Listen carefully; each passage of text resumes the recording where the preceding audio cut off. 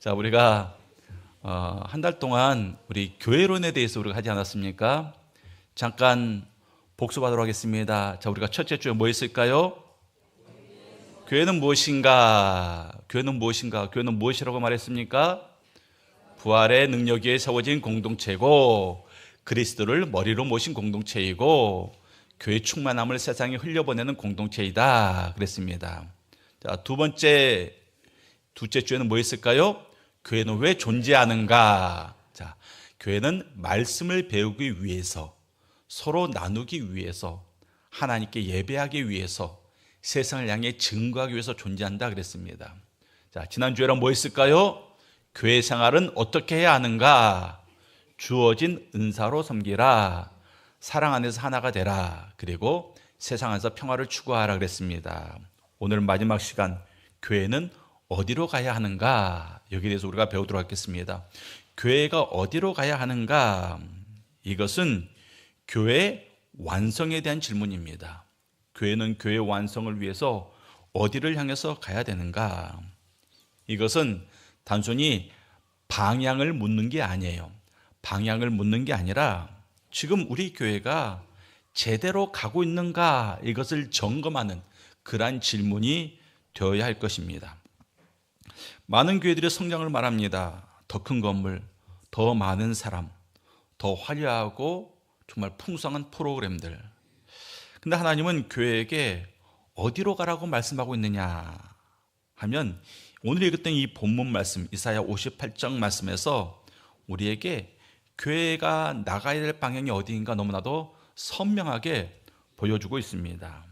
첫째, 교회는 하나님이 기뻐하시는 곳으로 가야 됩니다. 하나님이 기뻐하시는 곳. 이사야 58장의 말씀은 좀 우리에게 충격적인 말씀입니다. 이스라엘 백성들이 하나님 앞에 열심히 금식했어요. 금식. 여러분들 금식 한 번도 안 해보신 분들 많죠? 부지기수입니다. 교회에서는 신앙의 훈련을 위해서라도 1년에 한 번씩은 좀 금식하는 시간을 가져야 되는데 우리가 고난주간의 때 한 끼씩 금식하는 그런 일들이 있긴 합니다. 그런데 이스라엘 백성들은 수시로 금식했어요. 또 그들은 기도 생활도 열심히 했습니다. 그리고 제사도 열심히 드렸습니다. 그런데 하나님께서 그들을 기뻐하지 않았어요. 기뻐하지 않았습니다. 왜 기뻐하지 않았는가? 하나님께서 이 오늘 읽었던 이 6절과 7절 말씀에서 정말 하나님께서 원하시는 금식이 무엇인가를 말씀해 주고 있습니다. 6절과 7절 말씀, 제가 6절 읽고 여러분들 7절을 봅니다. 내가 기뻐하는 금식은 흉악의 결박을 풀어주며 멍에줄을 끌어주며 압제당하는 자를 자유하게 하며 모든 멍에를 꺾는 것이 아니겠느냐.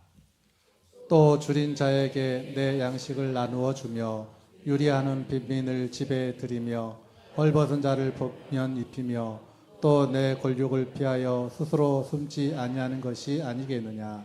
자, 결박을 풀어준다. 줄인 자를 먹인다. 집 없는 자를 내 집에 들인다. 헐벗은 자를 입힌다. 그리고 주변에 어려운 사람들을 외면하지 않는다. 이것은 우리가 흔히 알고 있는 종교적 행위가 아니잖아요. 그렇죠? 종교적 행위가 아닙니다. 여기에 기도가 있고 찬양이 있는 게 아니에요. 이것들은 사회적이고 관계적인 그러한 행위들입니다. 자, 오늘 성경 말씀 우리가 말씀하고 있는 신앙생활이 무엇인가? 신앙생활은 종교 행위가 신앙생활이 아니라는 것입니다. 신앙생활은 사회적이고 관계적인 것입니다. 그래서 그 사람의 믿음, 신앙이 어디에서 열매를 맺습니까? 바로 세상 속에서, 그리고 사람들과의 관계 안에서 그 사람의 믿음의 열매가 맺히는 것입니다.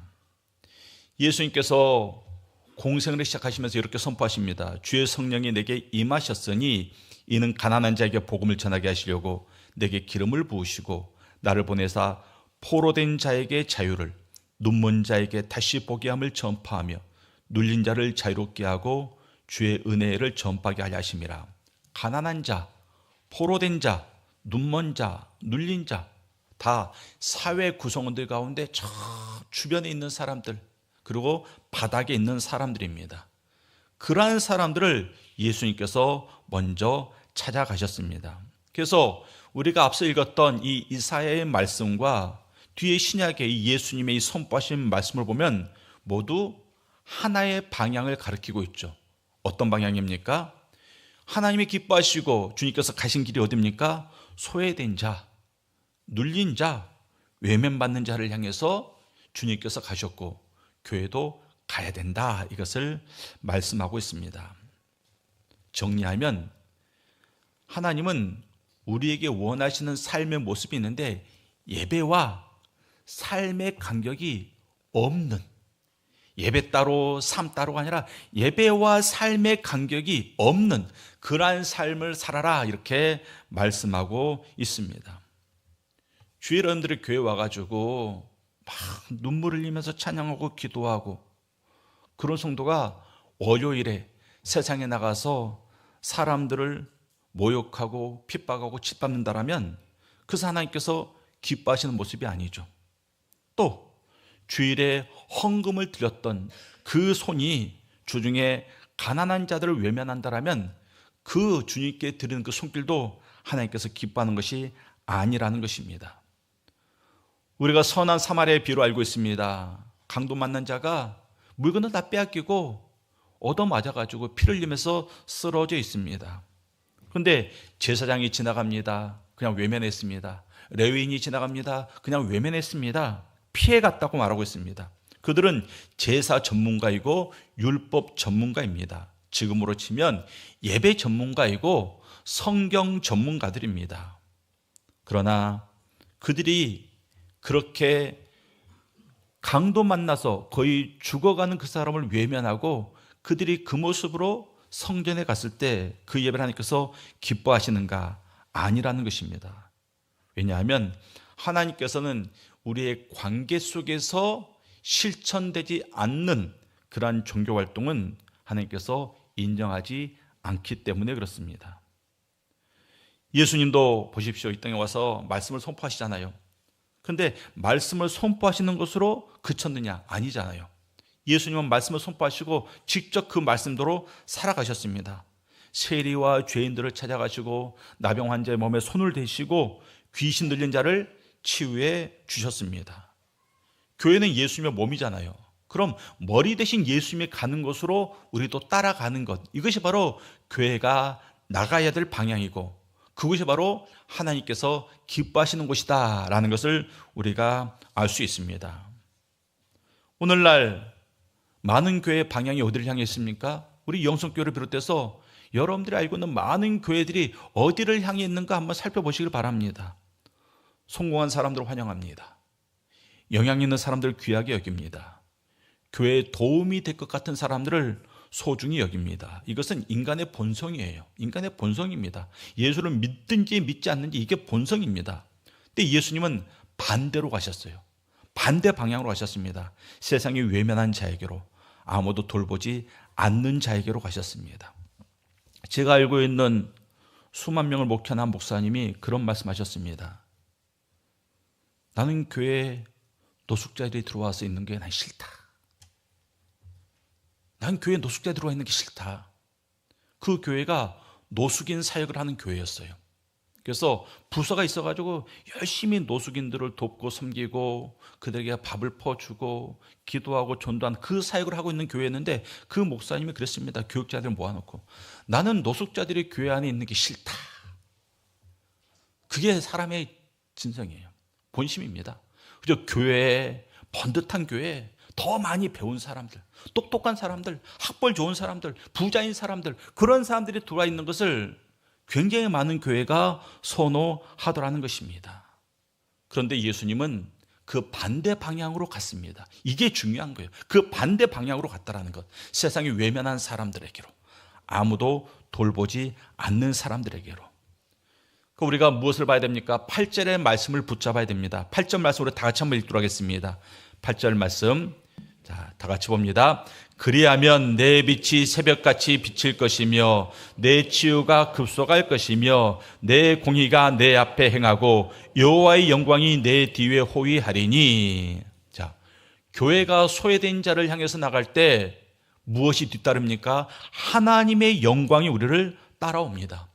우리가 스스로 더 좋은 사람들, 더 부한 사람들, 더 잘 나가는 사람들을 우리가 모아가지고 우리 스스로 영광을 만들지 않아도 우리가 주님께서 가셨던 그 길을 향해 갈 때 바로 세상의 영광이 아니라, 사람의 영광이 아니라 하나님의 영광이 우리를 따라온다, 이렇게 말씀하고 있습니다. 자, 교회는 한 가지만 신경 쓰면 돼요. 하나님이 기뻐하시는 곳이 어디인가? 하나님이 기뻐하시는 방향이 어디인가? 이것만 우리가 알면 됩니다. 그리고 그 방향으로 하면 하나님의 영광은 자연스럽게 따라옵니다. 역사가 로드니 스타크라는 사람의 기록을 보면 이 로마 시대에 전염병이 돌았습니다. 그래서 그 당시 그 로마에 권세 있는 사람들, 부한 사람들 다 성 밖으로 도망갔습니다. 왜? 전염병이니까. 그런데 그리스도인들은 도망가지 않고 그곳에 남아서 병든 자를 돌보았습니다. 그래서 로마 사람들이 물어보는 거예요. 왜 저들은 도망가지 않는가? 왜 저들은 도망가지 않는가? 이 물음, 이 의문점이 바로 복음의 문을 열었습니다. 그 질문, 왜 저들은 우리와 다르게 살아가는가?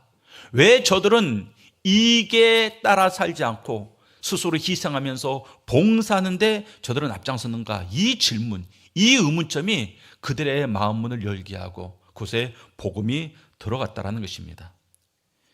19세기 런던의 빈민가를 걸어가던 윌리엄 부스라는 사람이 노숙자들에게 스프를 제공하면서 복음을 전했습니다. 사람들이 물어봐요. 왜 먼저 밥을 줍니까? 복음이 먼저 급하지 않습니까? 복음을 먼저 주고 밥은 나중에 줘도 되지 않습니까? 그때 윌리엄 부스가 이렇게 대답했습니다. 굶주린 사람에게 먼저 해야 할 설교는 빵입니다. 굶주린 자들에게 먼저 해야 될 설교는 말씀이 아니라 빵입니다. 교회가 예수님이 가신 곳으로 갔을 때 하나님은 그 교회를 통해서 세상을 변화시키십니다. 그리고 이 윌리엄 부스를 통해서 구세군이라는 귀한 단체가 설립이 되었습니다.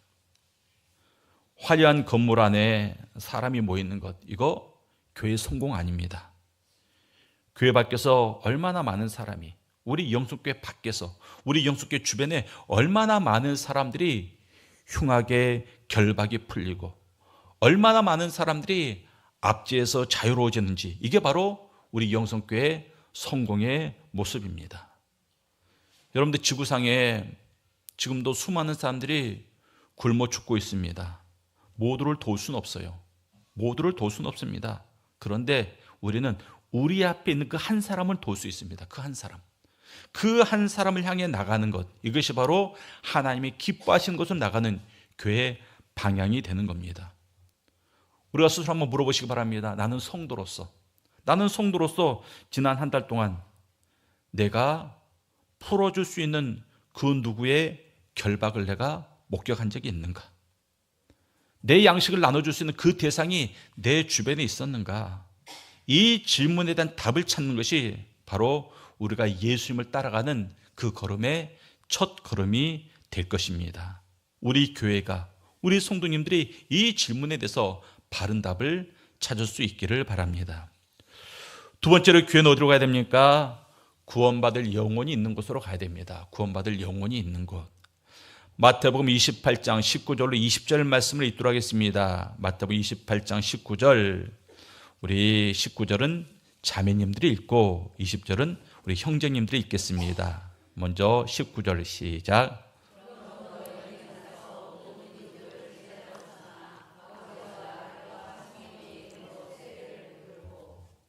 내가 너희에게 분부한 모든 것을 가르쳐 지키게 하라.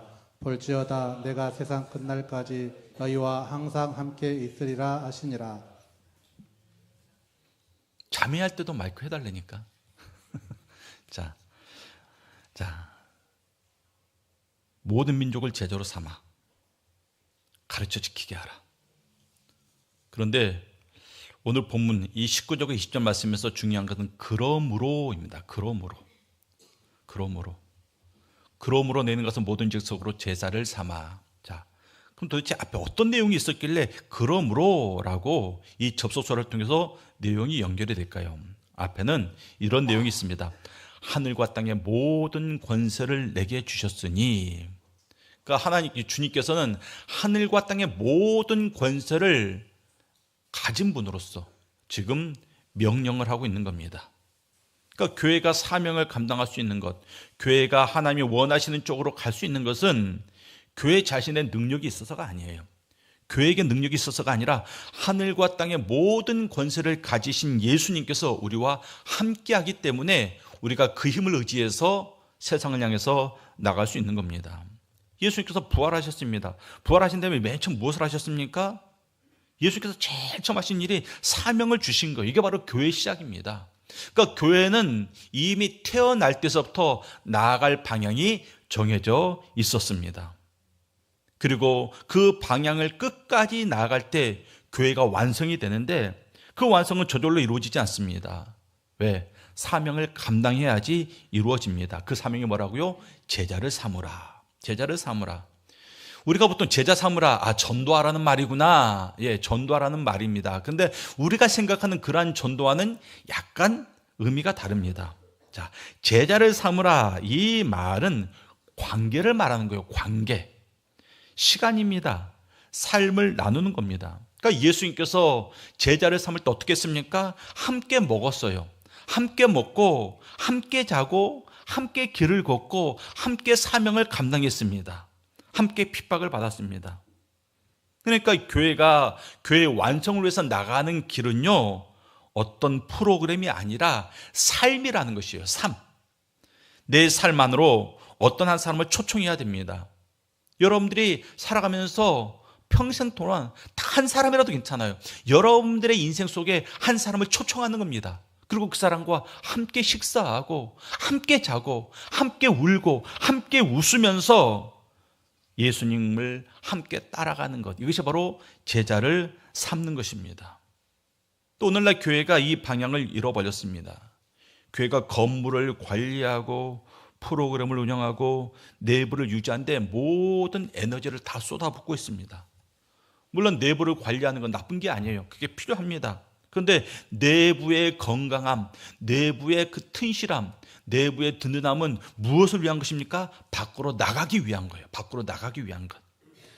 여러분들이 집에서 밥을 먹는 이유는 집안에 건강한 모습으로 머물러 있기 위해서 밥을 먹는 게 아닙니다. 집에서 밥을 먹고 집에서 잠을 자고 충전의 시간을 갖는 것은 밖으로 나가서 더 잘 일하기 위해서 그러는 거예요. 더 잘 일하기 위해서.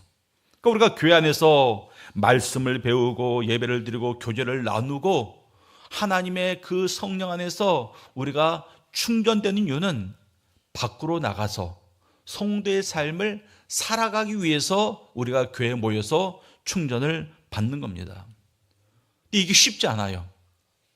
여러분의 자식 키우는 것도 어렵잖아요. 그런데 한 사람을 내 삶 가운데 초청해서 그들과 같이 시간을 보내주는 것, 같이 먹고 같이 자고 같이 일하는 것, 그게 쉽지 않습니다. 그래서 결과가 쉽게 드러나지 않습니다. 어떤 사람은 시도도 하지 않습니다. 그래서 주님께서 그것을 알고 계셨습니다. 그래서 뭐라고 말씀하십니까? 그 명령을 주시면서 약속을 주시잖아요. 내가 항상 함께 있으리라. 내가 항상 너희와 함께 있으리라. 내가 너희와 항상 함께 있을 것이기 때문에 너도 그들과 함께 있어라. 이것을 말씀하고 있습니다. 우리 성도님들이 신앙생활이 힘들 때가 있어요. 신앙생활 할 때 뜨거웠는데 어느 순간에 신앙생활이 너무나도 힘들고 버거울 때가 있습니다. 결과가 보이지 않습니다. 막막할 때가 있습니다. 그리고 포기하고 내려놓고 싶은 그러한 때가 있습니다. 그때 우리가 이 약속을 바라봐야 됩니다. 내가 항상 함께 있으리라. 그 약속을 붙잡고 우리는 교회가 나가야 될 방향으로 계속해서 나가야 되는 겁니다.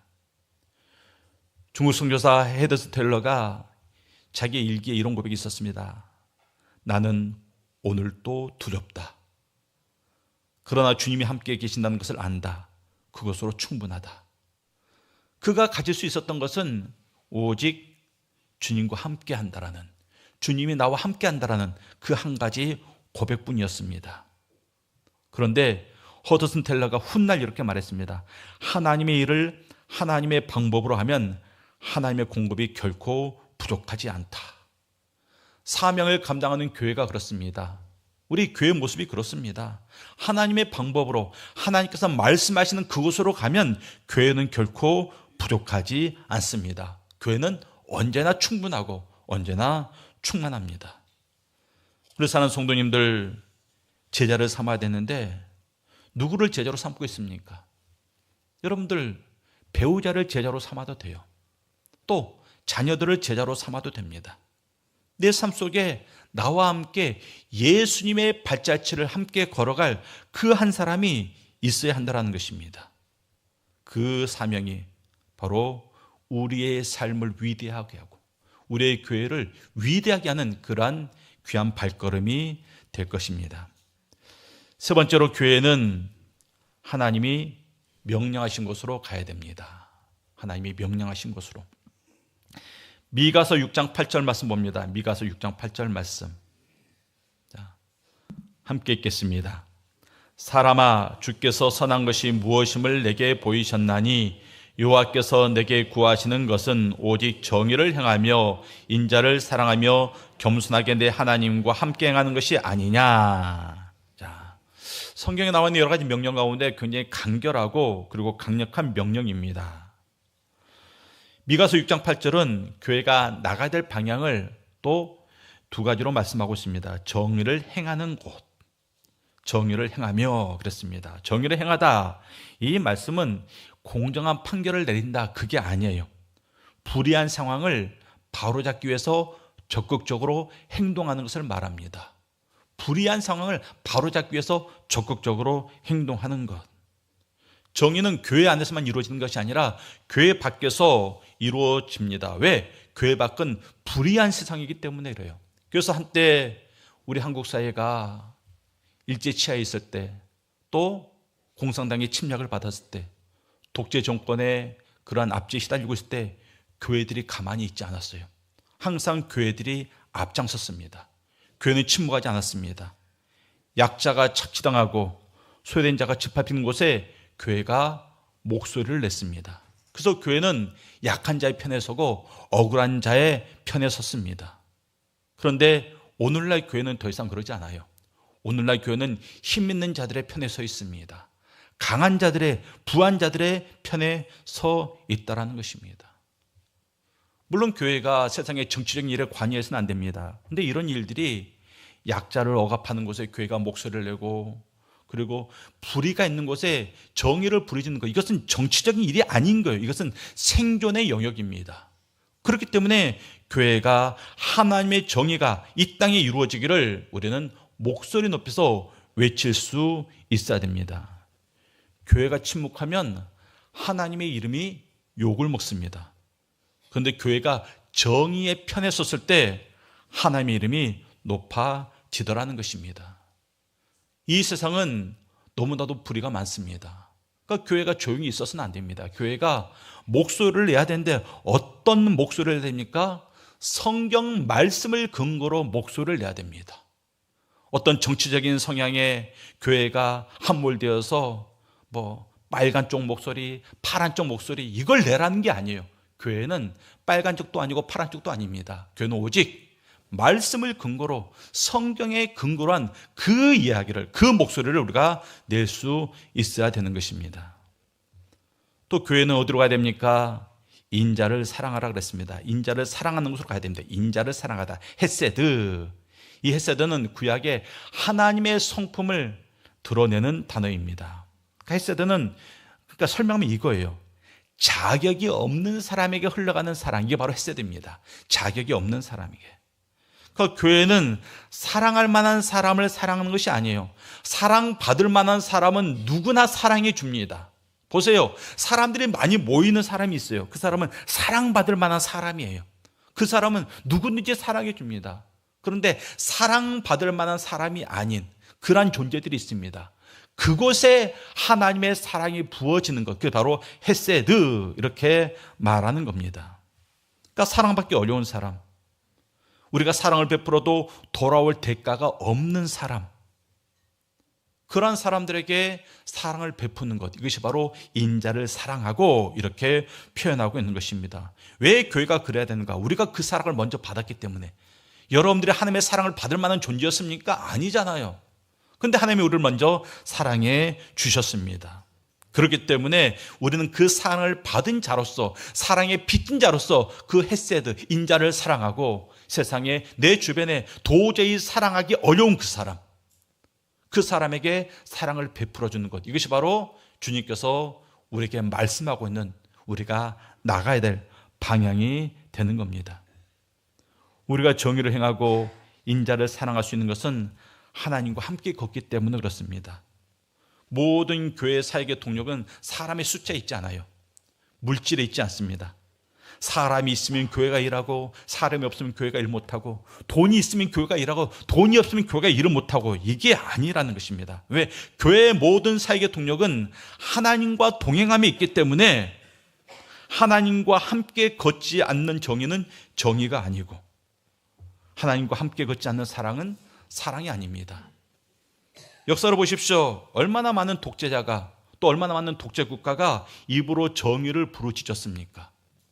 그런데 그 입으로 정의를 부르짖으면서 악을 행했잖아요. 또 하나님과 함께 걷지 않는 사랑, 그것은 자기 만족입니다. 자기를 우상화하는 거예요. 굉장히 무서운 겁니다. 자기 만족, 자기 우상화, 그것을 통해서 돈을 쓰고 사랑을 베푸는 사람들이 있다는 것입니다.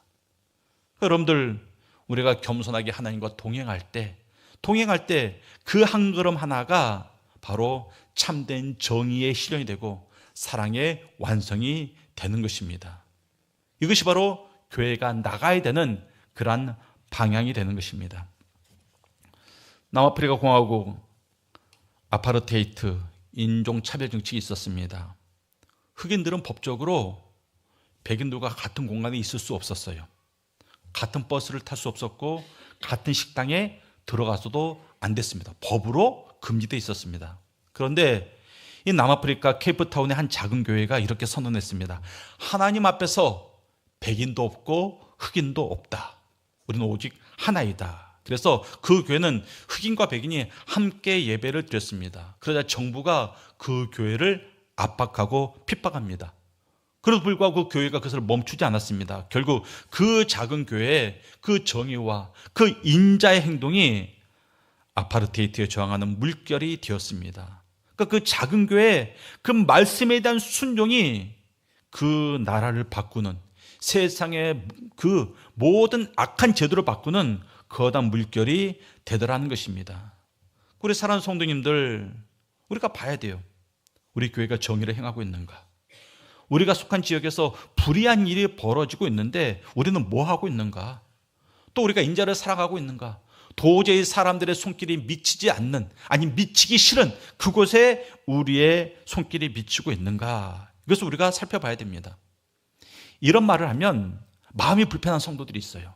마음이 불편한 성도들이. 그런데 그것은 그만큼 우리의 마음이 하나님의 마음과 멀어졌기 때문에 그렇습니다. 성경이 말씀하고 있잖아요. 하나님이 기뻐하시는 곳이 어디고 하나님의 마음이 어디로 가 있는가? 성경에 말하고 있지 않습니까? 그러면 우리의 생각을 내려놓고 우리는 겸손하게 하나님과 함께 걸어야 됩니다. 하나님의 뜻을 구하고 하나님의 방법으로 나아가야 됩니다. 그래서 이 질문이 교회의 방향을 점검하는 기준이 되는 겁니다.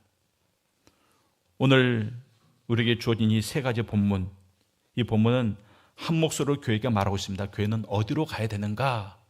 교회는 하나님이 기뻐하시는 곳으로 가야 됩니다. 교회는 예수님이 가셨던 그곳으로 가야 됩니다. 교회는 구원받을 영혼들이 있는 곳으로 가야 됩니다. 교회는 정의가 행하여지고 인자를 행하기 위해서 교회는 가야 됩니다.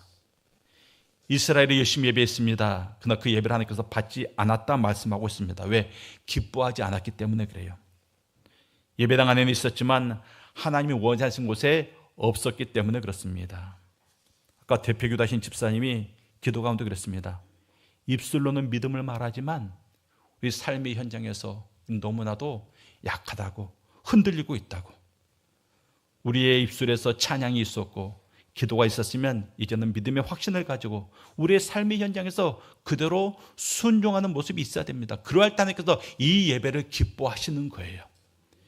이 예배의 성패는 이 자리에서 여러분들이 어떤 모습으로 예배하느냐 여기에 달리는 게 아니라 이 예배를 마치고 여러분들이 집에 가서 세상에 나가서 어떤 모습으로 살아가느냐, 그 삶의 모습을 보고 이 예배가 실패한 예배가 될 수도 있고 성공한 예배도 될 수 있는 겁니다. 그래서 하나님께서는 오늘 여러분들이 듣는 이 예배에 성공과 실패의 결과를 유보하십니다. 한 주간의 너희들의 삶을 보겠다. 그리고 이 예배가 정말 믿음의 예배였는지 내가 판단을 내리겠다. 그렇게 말씀하고 있는 겁니다. 우리 교회가 안으로 향하는 공동체가 아니라 밖으로 나가는 공동체, 높은 곳이 아니라 낮은 곳을 향하는 공동체, 받는 공동체가 아니라 주는 그런 공동체가 될 수 있기를 바랍니다. 우리가 4월 한 달 동안 교회론 시리즈로 우리가 공부를 했습니다.